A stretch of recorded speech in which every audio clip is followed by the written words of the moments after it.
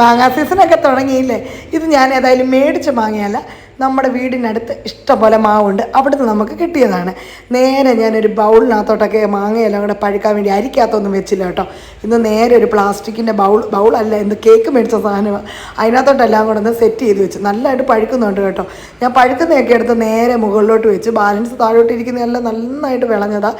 2 ദിവസത്തിനുള്ളിൽ എന്തായാലും പഴുത്ത് കിട്ടും. അങ്ങനെ തൊലിയെല്ലാം ഫുള്ള് ചെത്തിക്കളയണം കേട്ടോ. നല്ല രീതി ചെത്തിക്കളഞ്ഞിട്ട് വേണം നമ്മൾ കുനുകുനാന്നരിഞ്ഞ് വേണം ബൗളിനകത്തോട്ടിടാൻ. ഞാൻ ഏതായാലും ചൂട് കാരണം പുറത്തോട്ട് നിന്നു. ഈ തൃശ്ശൂർ പാലക്കാട് സൈഡൊക്കെ എങ്ങനെ ഉണ്ടെന്ന് നിങ്ങൾക്ക് ചൂട്? ഇവിടെ ഭയങ്കര ചൂട്, സഹിക്കാൻ മേല. പിന്നെ തേൻ മധുരമാണോ എന്ന് ചോദിച്ചാൽ അമ്മാതിരി മധുരമല്ല, നോർമൽ ഒരു മധുരമേ ഉള്ളൂ. അതിന് പറിച്ച് പഴിപ്പിച്ചത് കൊണ്ടാവാം, അറിയില്ല, ഒരുപാട് മധുരമില്ല.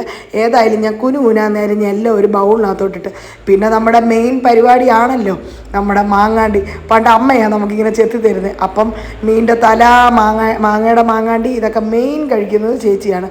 ഇപ്പം പിന്നെ ചേച്ചി ഇവിടെ ഇല്ലാത്തത് കൊണ്ട് ഇതൊക്കെ നമ്മൾ കഴിക്കണ്ടായോ, പക്ഷെ കഴിച്ചപ്പോൾ കൊള്ളാം സംഭവം കേട്ടോ.